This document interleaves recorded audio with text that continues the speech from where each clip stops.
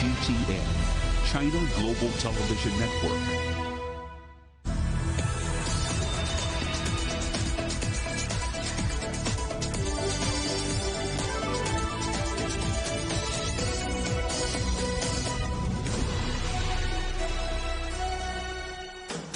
Live from London, this is Global Business.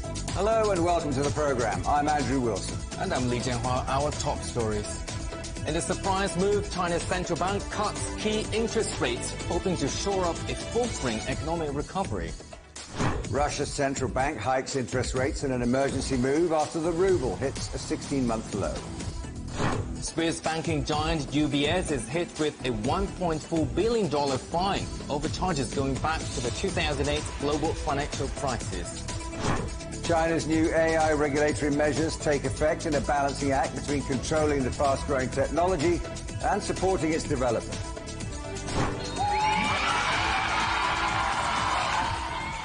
And Viva España's thrilling finish against Sweden sees Spain secure a spot in their first ever World Cup final. China has unexpectedly reduced the key interest rate by the most since 2020 in a bid to boost a flagging economic recovery. The People's Bank of China has lowered the rate on one-year loans by 15 basis points to 2.5%. Analysts expected it to stay unchanged. The surprise rate cut lifted government bonds and weighed on the exchange rate.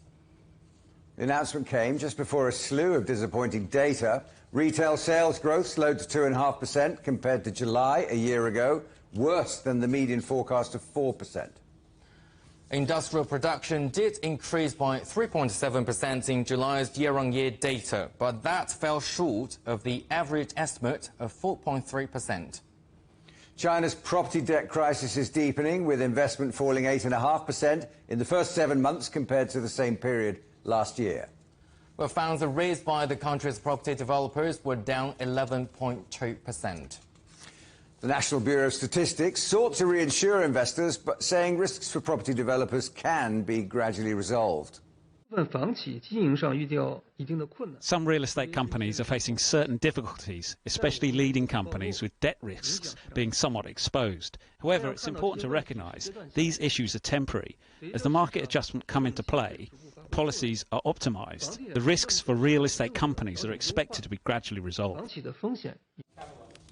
Well, keeping a keen eye on all the latest economic developments is Xiaolin Chen, head of international at GreenShares. It did come as a bit of a surprise, given this is the second time cut in just 2 weeks' time. I think it couldn't be more clearer that PBOC is very supportive for economic recovery in China domestically. They are leveraging any tools they have in hand in helping China or helping the economy to get the liquidity injected to the market. The interest rate cut alone will provide sufficient credits to the economy, but I think it won't be just enough on itself to stabilize the growth. We do think that some accommodative policies would have to be announced as the next step. Well, the announcement came just before the release of yet more disappointing economic figures. What do the July figures for retail sales and industrial production tell us about China's economy?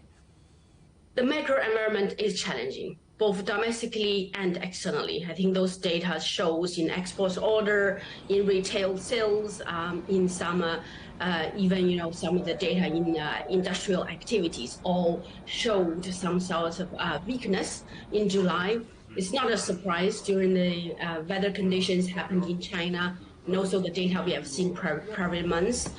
This would have to be a wake-up call to say this data on itself, or the economy on itself, shows the data's weakness, shows the activity's weakness, that policymakers in China would have to focus or would have to decide where will be the main driver for China's economic growth this year. If domestic is the main driver to deliver the 5% economic target, they will need to do more to encourage the households in China to spend. And China's property sector is still in real trouble, so what will it take to recover? quite a lot of things, actually, to be honest, the policymaker in China can leverage. For instance, remove some restrictions for if the people is living, let's say, in tier 1, tier 2 city, but doesn't have an identity ID in those cities. Remove those restrictions to allow those people to buy a house. They have been helping on the demand side by cutting the mortgage rates for first-time buyer, by cutting the first down payment for the first-time buyer. We have seen some results, not nothing, but just the pickup is not as much as market has expected. Removing those restrictions to allow more people to buy the house as one, but I think property sector will have some way to consolidate. In our opinion, price stability is one key. Second, starting new project as liquidity is there to give the real estate developer confidence to start new project will be the second. Third is still 65% of Chinese households' financial assets is in real estate. We will see that rebalance down slightly, but we're stabilizing at current level. And China released guidelines on foreign direct investment on Monday. So how significant are they? Very. This is helping to boost investors' confidence towards investing in China. Most importantly, giving the investors a guidance on where and how the Chinese policymakers are focusing on for areas to attract foreign investments into the country. I think China has always welcomed international investments in the country. We have seen big asset management like JP Morgan earlier this year announced 100% ownership of an onshore asset management firm as first ever, a foreign company owning 100% of onshore asset management firm. I think Tesla is another great example of setting up the factory, now setting up the largest battery factory in China. All these things are showed and lead by the example that China is welcoming the foreign investments to China.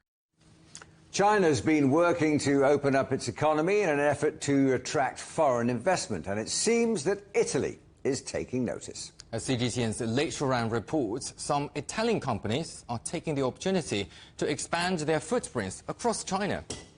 Foreign pharmaceutical companies are among the leading firms raising their commitment to the China market. The Healthy China 2030 initiative, the country's long-term approach announced in 2016 to improve disease prevention and treatment, is nurturing more business opportunities for this Italian healthcare solution provider. Having been in China for more than 20 years, the company has just announced a new construction project at its industrial plant in Shanghai, which will allow it to build a more localized supply chain. We still have some products which are produced in Europe completely, and they are then imported here. We maybe do only the repackaging here. We are going to change that. We are going to produce more in China to have a more localized supply chain with producers of ingredients that we will be recruiting in China. We will be able to use that plant not only for China, but also to support the expansion in other parts of the APAC area. With highly concentrated supply chains and flourishing markets, China has long been a hot destination for Italian retailers as well. Many, including this Italian luxury car maker, are actively participating in China's industrial and sales exhibitions, saying products will be coming on the market soon. We're launching these models in China because China has become the biggest electrification market in the world. By 2025, every segment we operate, we will have an electric version, and by 2030 we will be only electric. Other well-known Italian retailers, including this coffee machine manufacturer, plan to increase their presence here through international exhibitions in China. We have debuted some new products here, which are specific for Chinese consumers. We also hope to partner with more high-end goods makers through those exhibitions. We want to expand our business in China. China has been Italy's largest trading partner in Asia for years. Official data show the trade value between China and Italy hit a new record last year with a year-on-year growth of 5.4% to nearly $78 billion. Lei Shuran, ICS for CGTN, Shanghai. Auto exports and a growth in tourism have given Japan's economy a boost for the third straight quarter. Gross domestic product grew by 6% for the period between April and June, surpassing more humble expectations. as the world's third largest economy looks to offset a slow post-COVID recovery. But price hikes hit its consumer market for the sale of food and household appliances, seeing a 0.5% drop in quarter-on-quarter figures. In the UK, wages grew at a record annual pace in the April to June period. Regular pay rose by 7.8%, the highest annual growth rate since comparable records began in 2001. The stronger-than-expected increase has fueled forecasts that the Bank of England will be forced to raise interest rates again to calm inflation. Global wealth is projected to rise by 38% by 2027. The increase will be driven predominantly by the BRICS emerging markets, including China. The positive assessment comes despite 2022 recording the first fall in net global household wealth since the financial crisis in 2008. Argentina's central bank will raise the benchmark interest rate to 118% from 97%. The currency will also be devalued to 350 pesos per dollar. It follows a shock primary election result that saw Javier Milei, who wants to get rid of the central bank and dollarize the economy, finish in first place. Russia's central bank has raised interest rates after the ruble fell to a 16-month low against the dollar. The cost of borrowing is up 3.5% to 12%. Policymakers say that rates may have to go up again if the inflation outlook worsens. The ruble fell to over 100 to the dollar on Monday amid a collapse in export revenues and growing military spending as the conflict in Ukraine continues. Well, let's speak to international economist Vicky Price. Vicky, thanks very much for joining us. Good to speak to you. Is this all about sanctions? Easy to say, but perhaps there are other factors. I think up to a point it is sanctions because imports are becoming more expensive anyway. So there's been a steady increase in the rate of inflation, which has worried Russia for some time, the central bank in particular. And if you look at what was going on just a month ago, the inflation rates were beginning to go up in a worrying way, and everyone was expecting that there would be an increase in interest rates later this month. But this was an emergency one. There was a decision to increase rates earlier than the expected date when the decisions would have been made, which does suggest that they are worried about what's been going on. You mentioned sanctions, but in addition, there are all sorts of other things that have been going on. Of course, a lot of military expenditure has had to take place. There are staff shortages for loads of people, so for loads of sectors. And what's going on, of course, right now is that with the ruble decline that we have seen, that which needed to be reversed, one of the reasons why interest rates have just gone up, inflation was also being boosted. And in order to keep things going and the economy going, which has done slightly better than has been anticipated, there has been an awful lot of lending that has taken place. So all that has led to slightly higher inflation, and the result has been, of course, that the bank has reacted to stem particularly the fall of the ruble, but also to give a signal that the inflation target of 4% being now exceeded, or looks like it may be exceeded for a while, they had to react. And is that likely to have any effect? I mean, oil still looks like earning money, and defence spending isn't likely to slow down, so options presumably are limited. Presumably really tough fiscal measures would also backfire. Well, they might do. It is interesting that at the same time that we've seen this increase in interest rates, we've also had an announcement that an extra export duty was going to be put on all oil, which is exported as of September. And that's a pretty big increase. From what I understand, it's about $21 per ton extra, which is going to improve, obviously, how many revenues are collected by the state. So there is an obvious attempt to improve the budget situation. But I think one of the things that has been happening is that on the current account, imports have been quite expensive and making life more difficult. And yes, indeed, oil exports have been earning a lot of money for Russia. In fact, in July, they were at an 8-month high, I think about 15.3 billion. That, of course, means that, yes, there are loads of revenues coming in, but imports have also gone up in price, and the current account deficit is one that is causing right now the ruble to fall anyway. It appears to be affecting the politics as well. I mean, I gather some of the Kremlin hardliners are starting to publicly criticise the governor of the Russian State Bank, who's been in office for almost a decade, I believe. Well, yes, but everyone else, looking at what the central bank has done, would suggest that they've actually, managed to keep inflation under control until now, and they do of course have a target which is 4% instead of the 2% that all of the rest of us have, and that has been very close to being breached at various times. But yes, indeed, there was a concern that perhaps they had been too lenient, too dovish, if you like, not raising rates sufficiently to stop particularly the fall of the ruble. And what we've seen is the central bank then reacted very quickly and raised interest rates in this emergency fashion. Vicky Price, thanks very much indeed. Always a pleasure. Thanks for talking to us. Thank you. Well, still to come, we are in Atlanta, Georgia, where Donald Trump has been charged with racketeering and election meddling over his alleged efforts to overturn the 2020 U.S. election results.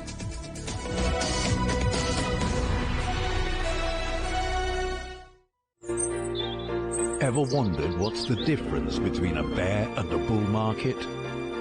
Where are the cash cows? And who are the lame ducks? And what exactly are black swans? Grey rhinos? And unicorn companies? Make sense of it all with Global Business, only on CGTN.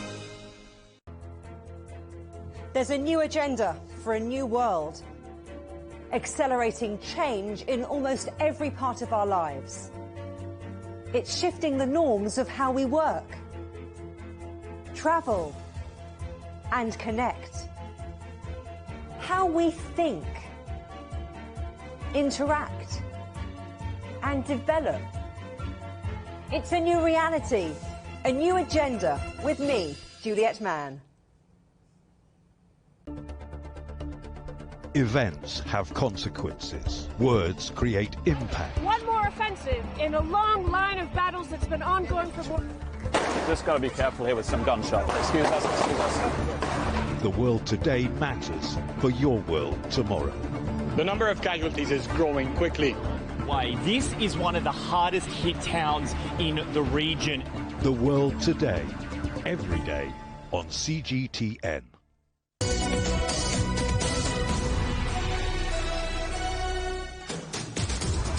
Welcome back. Donald Trump says he is the victim of a political witch hunt after he was indicted for the fourth time in nearly 5 months. A court in Georgia has charged the former U.S. president and 18 co-defendants with trying to illegally change the 2020 election results. Trump, who denies any wrongdoing, faces 13 criminal counts, including racketeering and election meddling. Associated Press correspondent Philip Crowther is outside Fulton County Courthouse in Atlanta. Philip, all this is happening faster than expected. Yeah, it did actually, although there have been TV crews camped out here outside of the Fulton County Courthouse here in downtown Atlanta for quite a few weeks now. But it was late last night when the district attorney, Fani Williams, said that first of all, she wants all of the defendants, that's 19 altogether, to surrender by next Friday. She also said she wants to try them all together at the same time. This, of course, leading to the question of when and whether former President Donald Trump will actually appear. We don't know that at this point, or whether there might be an option to actually just appear virtually in his case. Donald Trump now facing 4 criminal cases altogether, including 2 in this last month alone that allege that he tried to overturn the election results in 2020. This, of course, all stemming from a phone call he made to the Secretary of State, the Republican Secretary of State in this state, in Georgia, asking him to find votes to overturn the results in this battleground states. 11,780 votes were the ones that Donald Trump wanted on his side, but that simply did not exist. Well, Philip, tell us about the others indicted.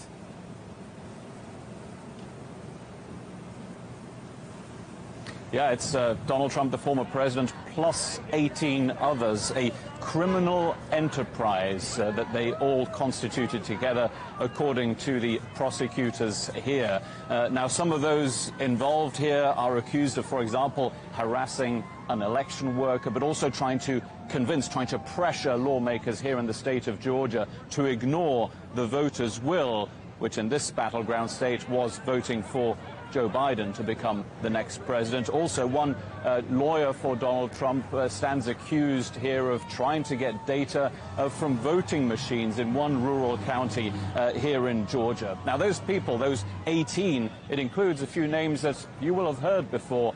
Former White House Chief of Staff Mark Meadows, former Trump lawyer and former New York City Mayor Rudy Giuliani is also one of those names in the indictment. The president, the former president himself, he denies any wrongdoing. He says this is all political interference from the Biden administration, but he also still insists, wrongly of course, that this was a rigged election in 2020.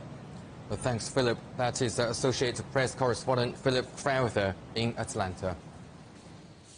Oh, well, that fresh indictment for Donald Trump, as well as a $1.4 billion UBS settlement, is the focus on the US markets today. Let's go over to John Terrett in New York and get up with the latest. John, good to see you. Tell us a bit more about UBS. Yes. Thank you.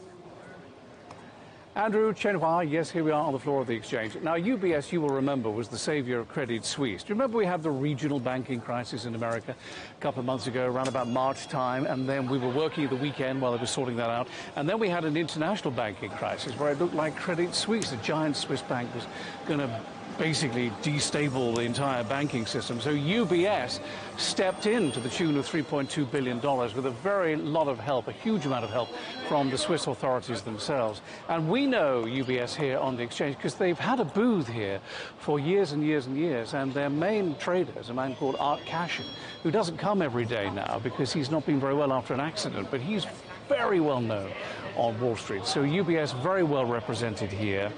And what they've done is they've just paid a large fine of $1.435 billion, which the Department of Justice here says was imposed for what they call legacy misconduct. And it all stretches back to the 2008 global financial crisis and something called residual mortgage-backed securities.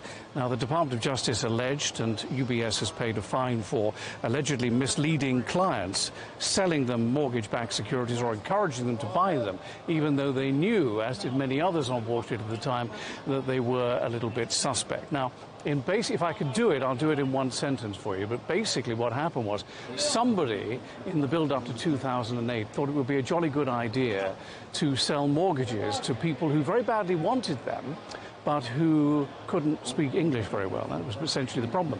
And these were low start mortgages. So you'd start with $100 a month, for example, for a period of time, but then they would go up to the full price of $500 a month, for example. And many of the people who were encouraged to take out these mortgages couldn't read the small print, didn't understand that they were going to go up. So when they did go up, they basically defaulted on their mortgages. And as you know, there was essentially a global financial crisis after that because these particular mortgages, these MBSs, had been parceled up into other financial products and were all over the world and nobody knew where they were. And that was essentially the problem. And yet the DOJ alleged that UBS and many others knew that they were problematic and also non-compliant with the generally associated rules of selling mortgages in America. Department of Justice yesterday, after this settlement, said that it's now recovered $36 billion in the course of the last, whatever it is, 10, 15 years or so, from 19 companies, mostly banks, but also those ridiculous credit rating agencies who, at the same time, were pushing hard for their clients to buy these things, even though they knew at the time that they were very suspect. This is the final case. This is the final case after all these years. That's why it's in the news today. And it just goes to show you, and I think it's worth bearing in mind, the authorities in America do not give up once they get their teeth into an issue. Guys? No, it's an extraordinary case and a lot of money involved as well. And John, the Dow falling sharply at the open on Tuesday. Yeah, a number of reasons for that. First of all, stronger retail sales coming in. For the fourth month in a row, they were stronger than we've been anticipating. They were up 0.7%. Now, the way it's being couched here is that this is a stronger than expected back-to-school season. Because in America, in the south of the country, they begin their holidays in, well, May, and then they end them in August, whereas in the north of the country, we begin in June and end in September. So this is why it is already back-to-school environment here. So that's part of it. I really do think that the Trump environment has not helped this indictment. I really think that, you know, there's a lot you've got to remember, Andrew. There's a lot of people in America who support Trump, and I think this is probably weighing on things a little bit as well. That surprise key interest rate cut that we saw in China, I think this is being seen here as a sure sign of trouble ahead, otherwise they wouldn't have done it.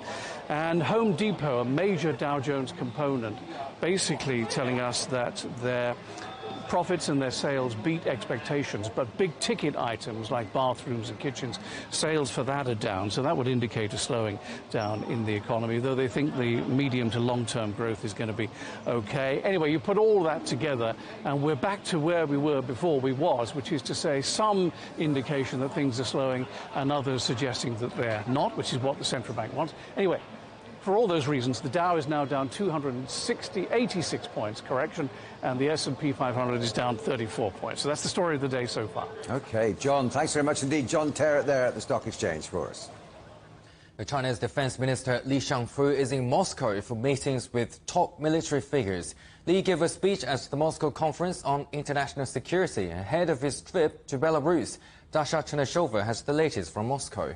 Li Shangfu is now in Moscow. He has been taking part in the speeches and the Russian at Moscow's International Security Conference with the Russian officials. We have heard Li Shangfu saying that Beijing was ready to bolster cooperation between Moscow and Beijing. He said that that cooperation was not targeting the third countries. He was also addressing the SCO countries in his address earlier in the day, saying that Beijing was ready to bolster cooperation with SCO countries, particularly the new member Iran. And also he had a series of meetings with the Russian officials. The Russian defense minister has also been saying that in those meetings the two countries will be talking about the further beefing up of the bilateral cooperation with the reference to the no limits partnership between Moscow and Beijing, saying that if that is happening at the political level, that is also happening at the military and military technical level as well. So certainly a number of conversation taking place here. But speaking about this conference, we have heard the Russian president speaking a lot about the multipolar world and saying that Russia is ready to cooperate and beef up its ties with all the countries that are ready to stand for their national interests. And certainly the Russian officials, Russian defense minister and Russian foreign minister have all been talking about the ongoing military effort in Ukraine, with Russian defense minister Sergei Shoigu saying that the Ukrainian resource for fighting is now being exhausted. And of course the Russian officials blaming the United States for sparking the conflicts worldwide and fueling it in Ukraine.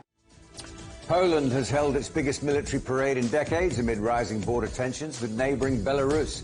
South Korean tanks and US rocket launchers and Patriot missile systems were all on display at the event in Warsaw, held to mark Polish Army Day. Last week, Poland announced it was sending thousands more troops to its eastern border after Russian Wagner mercenary forces began training exercises in Belarus. At least 35 people were killed in an explosion at a fuel station in the Russian-controlled Republic of Dagestan. The blast occurred after a fire broke out in a car repair shop on the outskirts of the capital, Machkala. The flames spread to nearby gas pumps. Children are reported to be among the dead, with over 100 people injured.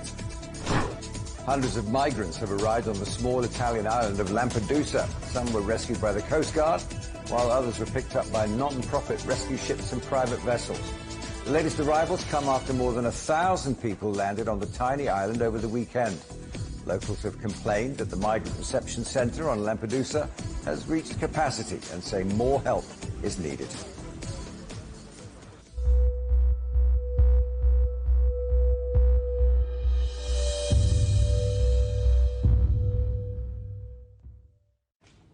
The death toll from Hawaii's worst natural disaster has risen to 99 people. Search teams with specially trained dogs have so far only got through 25% of the disaster zone in Lahaina. Authorities hope to get through up to 90% of the disaster zone by the weekend. Hundreds of people remain missing after wildfires ripped through the historic resort town on the island of Maui. Residents of Lahaina are now gradually returning to the charred remains of what used to be home. Amidst the pain, some shared their stories with CGTN's Nitsa Soledad Perez. I'd say it's going to take years to rebuild and to come back to. Pila Taufa was born and raised in the historic town of Lahaina, the former empire of the Hawaiian kingdom, a kingdom reduced to ruins and tales of horror. Just seeing dead bodies on the rocks on the beach, bodies in the car. There was a kid underneath a car on Front Street. Looked like his dad was trying to protect him, but they just was burnt. Pets, cats, dogs, just all burnt right in the middle of the road. And then before the fire even got to this side, there were people running towards our house. Like their hair looked like it just got burned, their face was all black. And then there's just all just sweat running towards us. The wildfires of Lahaina left a plume of death. The Lahaina blaze became the deadliest in modern American history. Dozens died, and so many others are missing. Pila lost part of his family. I got an auntie and an uncle, a family of 4. Their daughter and their grandson, 7 years old, they were caught in the fire down there. They were trying to get away, but they were in the car. I guess the telephone just fell in their car and they couldn't. They just stuck inside. They got burned. He survived. Yeah. I, like so many others, wonder why there were no fire alerts or warnings from authorities. Officials have restricted access to Lahaina, while rescue teams continue to search for fire victims. We were finally able to enter the town of Lahaina, where we're witnessing its utter devastation, and residents keep saying that it will take years before they can fully rebuild. It's our home. We've lived here 30 years. Our kids were born here. We just don't know the next steps. It was this family's first time back after running away from the flames in their cars. It's like a bomb went off. It's the end of all of it. It's gone. It's gone. It's so weird. It's hard to think, Jennifer said. As for the future, we're just camping it out over here, like just waiting for them to give us the okay to go back in and help clean up, just do whatever we can. After losing almost everything, they dream of a rebirth from the ashes. Nitza Soledad Perez, CGTN, Maui. The death toll from landslides in northern India has risen to 57, with many more still missing. Rescue workers are combing through the rubble of a temple which collapsed after torrential rain triggered a landslide in the Shima district over the weekend. The severity of increasing flooding and landslides in the region is blamed on climate change. People in North China's Hebei province are coping with the aftermath of record-breaking floods. Agriculture has taken a huge hit. Local officials say more than 300,000 hectares of crops have been damaged. CGTN's Chen Mengfei reports. Water is still knee-deep in parts of low-lying farmland in Hebei's Xian County. In scorching heat, farmer Zhang Wenqing is busy making the outlet for the floodwater. Look at my perspiration. I'm 70 years old, and I'm here to dig out an opening. Zhang's trying to dry his land in time to plant wheat in a month. He's already lost all the corn he planted. Soaking in water this deep, with such high temperatures these days, they are all ruined. Zhang estimates his loss to be about 40,000 renminbi, more than $5,000. I want to cry, but I have no tears. What can I do? Zhang's farmland is located in Xian County's flood storage area, one of the 7 flood control zones activated during the recent flood that hit Hebei and Beijing. According to China's flood control laws, crops damaged in such areas shall be compensated at 50 to 70% of the average value of the previous 3 years. Zhang says he has not been told about his compensation, but the government has collected data on his loss. At a nearby village office, government workers are aggregating the information. 昨天的挖的面现场丈量，用尺子给这么量，人面每家每户长度宽度为上水的这个模糊，很多的。 Many people lost 70 to 80% of their incomes, and most people lost more than half. Village official Liu says the previous time floods caused so much crop damage was in 1996. Images from that devastating event remind people of the area's long history battling floods at the county museum. Situated at the intersection of Hutuo and Fuyang rivers, Xian County was made into a flood storage area a few centuries ago during the Qing dynasty. Thanks to modern flood infrastructures, damage is now much more controlled. But by design, many farmlands in the region will be flooded again in extreme scenarios if necessary. I asked farmer Zhang how he sees that possibility. I was born here, so I'll just have to try to survive here. To make ends meet, Zhang has a second job as a security guard. He says if more assistance can be given, it will be helpful. Chen Mengfei, CGTN from Xian County in Hebei Province. You can get highlights from the week's news in Europe and China direct to your inbox from CGTN Storyboard email newsletter. Sign up at europe.cgtn.com/newsletter. Still to come, we're in Slovakia and why they're enjoying a summer break bonanza and why business travel is returning to pre-pandemic levels.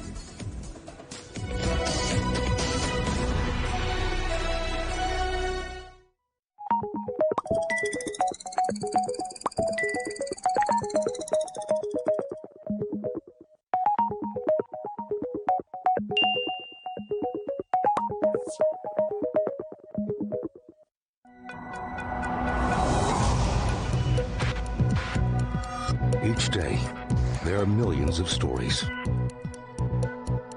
Each one can open new perspectives, new possibilities.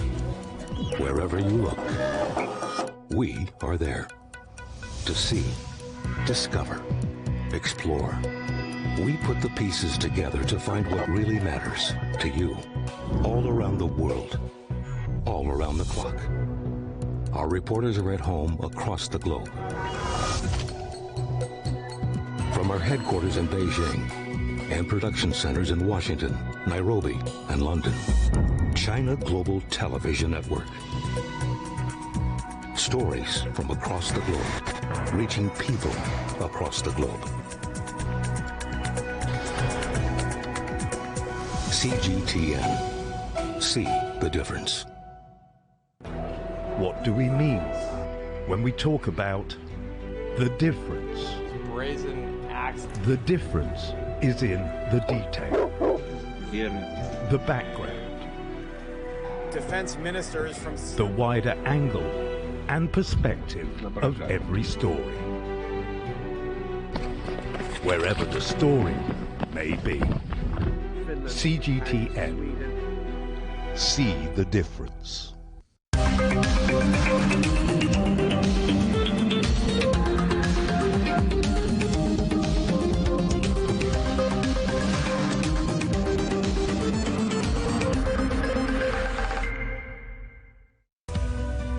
We are all connected.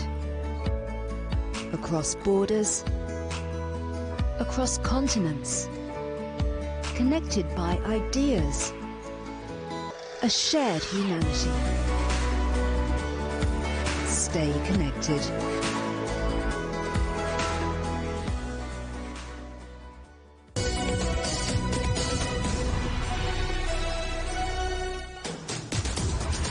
Welcome back to Global Business Europe with Andrew Wilson and me, Li Jianhua. The headlines again. China's central bank cuts key interest rates, hoping to shore up a fostering economic recovery. Russia's central bank hikes interest rates in an emergency move after the ruble hits a 16-month low. Swiss banking giant UBS is hit with a $1.4 billion fine over charges going back to the 2008 global financial crisis. The rapid advancement of AI technology and its entry into all aspects of daily life is unprecedented. Companies are now looking at technologies allowing the creation of human digital duplicates, better known as avatars. Our correspondent Chen Yilin takes a look at the technology and its potential impact on our lives. Today we're going to create a digital avatar. Well, it's not the avatar from James Cameron's science fiction film, but the one that looks and moves just like me. Hi, I'm Elaine. I'm happy to be hosting this video. This is the real Elaine. Okay, I cloned myself, kind of. You might wonder why. Well, the latest AI developments have made it really hard to distinguish between what's genuine and what's AI generated. And this phenomenon is not limited to images alone. Hello, 大家好，我是一个数字人。 The realm of AI-generated video and voice seems to have blurred this line even more. This actually AI-generated, not real me. No way! This technology is one of the latest releases from SenseTime, one of China's leading AI providers. I decided to try it myself to see if it's that good. The process, to my surprise, is easy. The company just recorded me speaking for a couple of minutes. Nice to meet you, Elaine. Now just type in anything, or you can let AI to create content itself. Generate. AI avatars are generated by training data into deep neural networks. I will leave Nina to explain the rest. Yeah, only how your feature I learned from your own video. Before, the process would be really troublesome. Right now, what we do is that we have a big model of like thousands of people. That's how 5 minutes video can generate a lifelike digital avatar. The improvements of accessibility now make the technology appealing to a mass market in live streaming. Not this kind, but with virtual hosts. During this year's June 18th shopping festival, live streaming with virtual hosts has increased nearly 400%. Our virtual host has broadcast continuously for 20 days. They've already sold 1 million yuan worth of hotel coupons within 1 month. However, as avatars become more lifelike, digital forgeries like deepfakes could pose a real threat. The misuse of such technology may cause misinformation, infringe portrait rights, and personal privacy. China has put in place 2 regulations to set the bottom line. The country's first regulations regarding deepfake technology applications came into effect in January this year. And the latest regulations managing generative AI services takes effect on August 15th. AI developers are also taking measures to prevent the technology from being misused. Authorization process, deepfake detection process, and watermarking process are the 3 key steps for us to preventing taken by other people.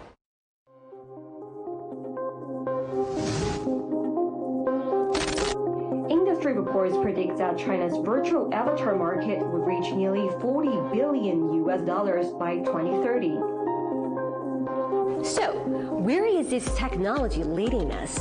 Having a digital twin, it can be both a great helper and a challenger to our jobs. And a heads up to everyone, don't believe in everything you see, no matter how real it looks. Chen Ling, CGTN, Shanghai.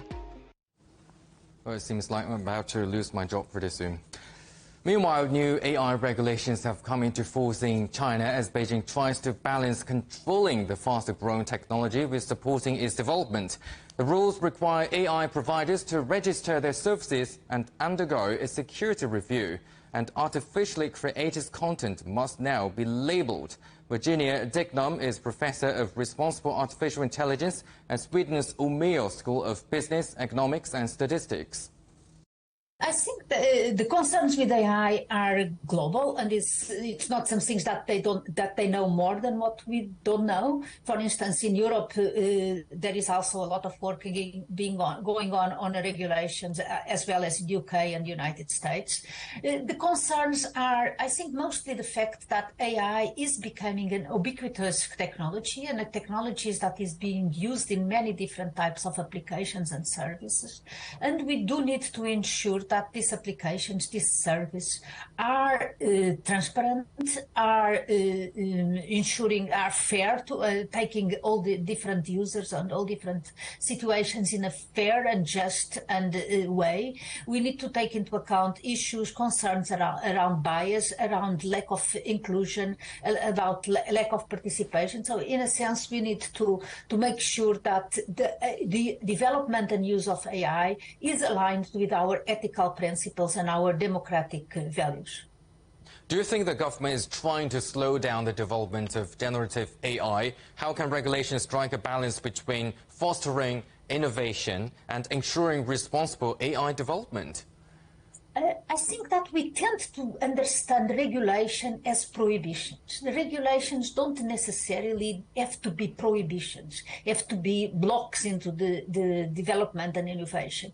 We can much better understand regulations as a stepping stone, giving a direction in which innovation should go on. So instead of going in any kind of direction, regulations are going to tell us, please make sure that all the innovations that you are doing are aligned, for instance, with are fair, are aligned with principles of privacy and justice, are taking into account the computational costs and the energy use of this system. So it's not prohibiting, but much more pointing the direction for innovation. And in that sense, then we really can balance, or we can use regulations as the stepping stone for innovation.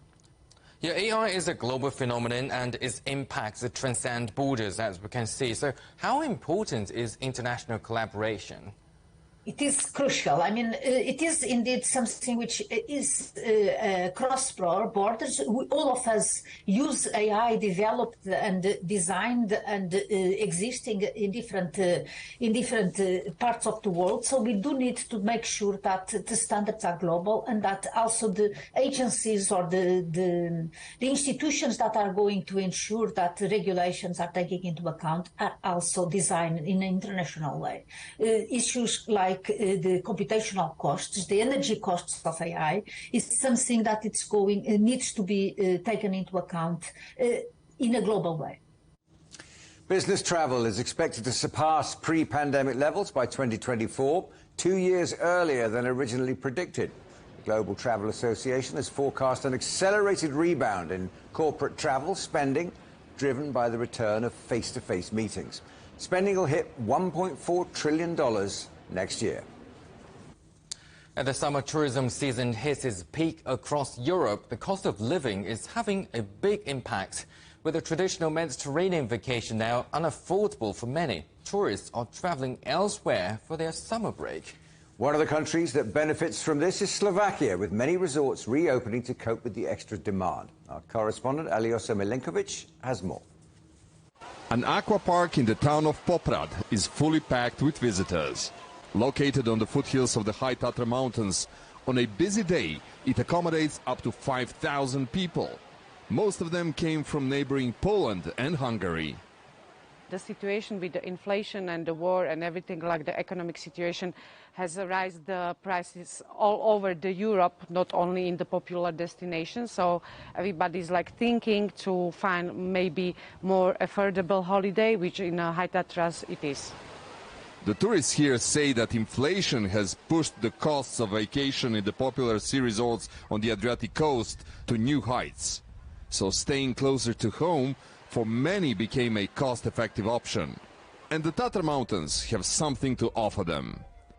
It is almost 1,000 kilometers away from the nearest seaside resort and more than 1,100 meters above the sea level. Yet thousands are drawn here to the natural beauty, the tourism programs, and perhaps, above all, far lower prices.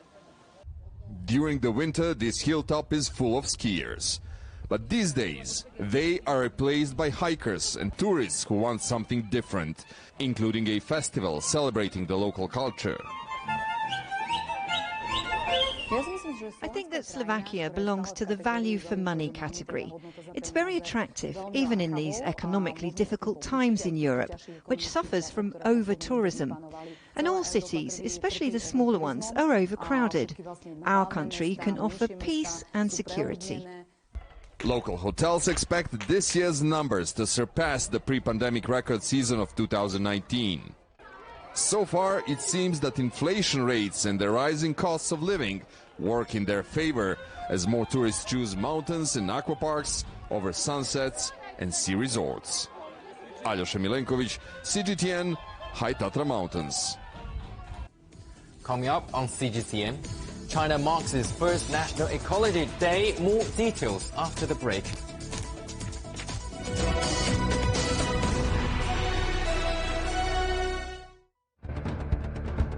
Events have consequences. Words create impact. Unprecedented scenes that we saw. The clean-up operation is now well and truly underway. Parts of southern Europe remain in a state of emergency. Context gives meaning. People make history.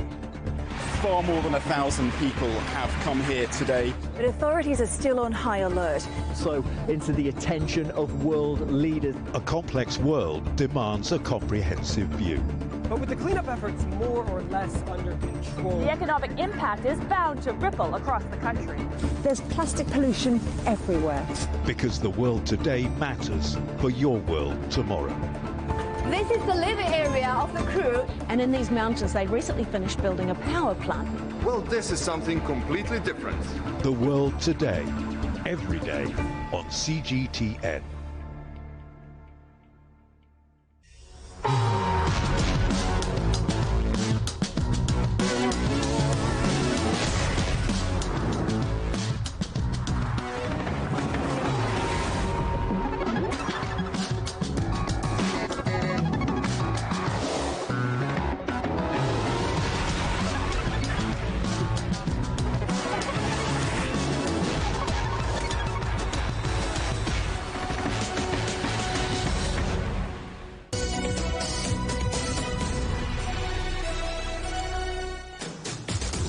Welcome back. Today marks the start of China's first Ecology Day. The principle behind the day is to build a shared future for all life on Earth. China's making strong efforts to protect ecosystems and combat climate change, and it's hoped that Ecology Day will also inspire the next generation to play its part in protecting the environment. In Shanghai, going to work by kayak has become a new trend this summer. It comes as city authorities ask residents to choose low-carbon transport. CGTN's Shang Hong has more.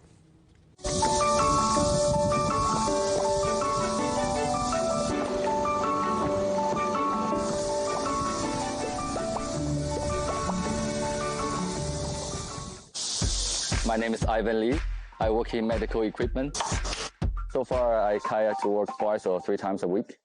I go to the Yangjing Gang, to Zhangjiabang, then to Sanba River. It's a 6-kilometer commute. It takes about 40 minutes on water, another 10 or 15 minutes to shower and change. If I drive, it takes about 20 minutes. If I drive, I need to find time to exercise, and then also I need to make time to do kayaking. I think it's a great way to combine all my interests and exercise and also commute together. Today, the water level is pretty low. It makes it difficult to get into water. I just started kayaking last year. I do a lot of water sports. It's pretty quick for me to pick up kayak. Yeah, I just feel very peaceful. Hello, You can see like a great scenery, and sometimes you can see wild animals. Basically, if we don't go through the water passage where you have like bigger boats commuting, it's unregulated. So you have to be responsible for yourself. In Shanghai, I know like 2 or 3 more. They've done it for a while, maybe a month or so. We hope the government can give us a dock so we can get into the river easier. Maybe more signs by the river tell us where we can go, where we can't. Or maybe there's a hotline that we can call in case we need assistance. It marks by the river so we can tell people exactly where we're at. I recommend people to take proper lessons from maybe a club, one step at a time. Zhang Hong, ICS for CGTN, Shanghai.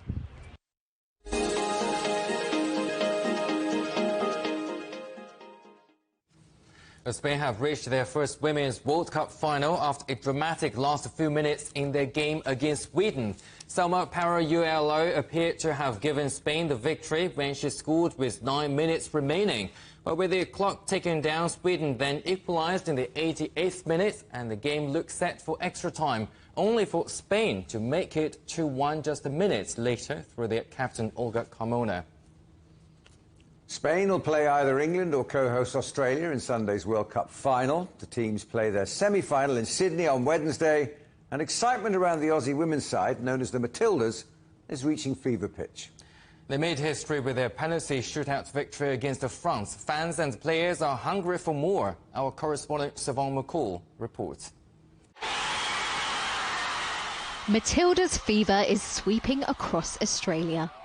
The team's nail-biting penalty shootout victory against France was the most-watched TV programme in the country for more than 2 decades. It's a seismic shift. The largest audience for the women's national team before this tournament was around 500,000. The France match drew in over 7 million, and fans are desperate to keep the party going. Everyone is just so proud of them, and everyone's been getting behind them, which has been amazing for women's sport. Groundswell of support they've had in the past couple of weeks, I think it's been amazing. And if they win, it will just be unprecedented and one of the best experiences the country will experience. As hope grows that the team can deliver a fairy tale ending to their own World Cup, Australia's coach says his players aren't feeling the pressure. We look at it as a privilege that so many people believe in this team, and we feel the support. We feel we're filled with energy every time we, whether it's arriving at the hotel, coming to an airport, going to a stadium, or when we play doing games. It's amazing to see how many people support and believe in this team. Standing between Australia and the final in Sydney are European champions England, a team that knows how it feels to win a major trophy on home turf. We know that we're going to have fans there. Yes, they're probably going to have more.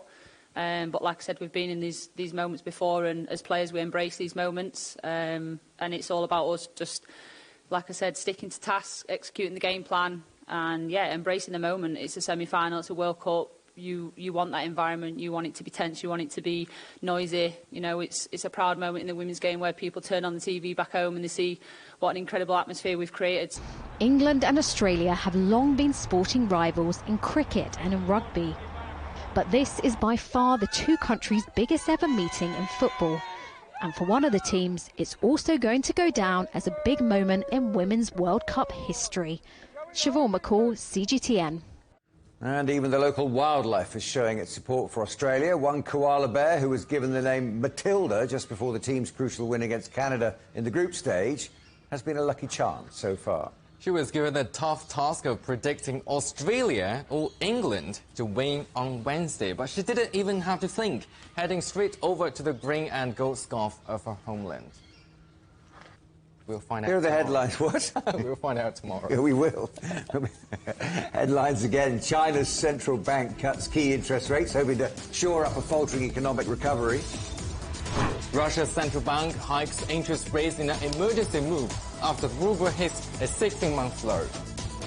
China's new AI regulatory measures take effect in a balancing act between controlling the fast-growing technology and supporting its development. That is for Global Business Europe. Thanks for watching. More on all of our stories at europe.cgtn.com, and do follow CGTN Europe on Twitter, Facebook and Instagram. And you can go to CGTN Europe's channel on the Telegram app or scan the QR code on the screen to get stories and updates sent direct to your phone. Coming up next on CGTN, Africa Live. See you again tomorrow, same time, same place, from all the team in London. Goodbye. Goodbye.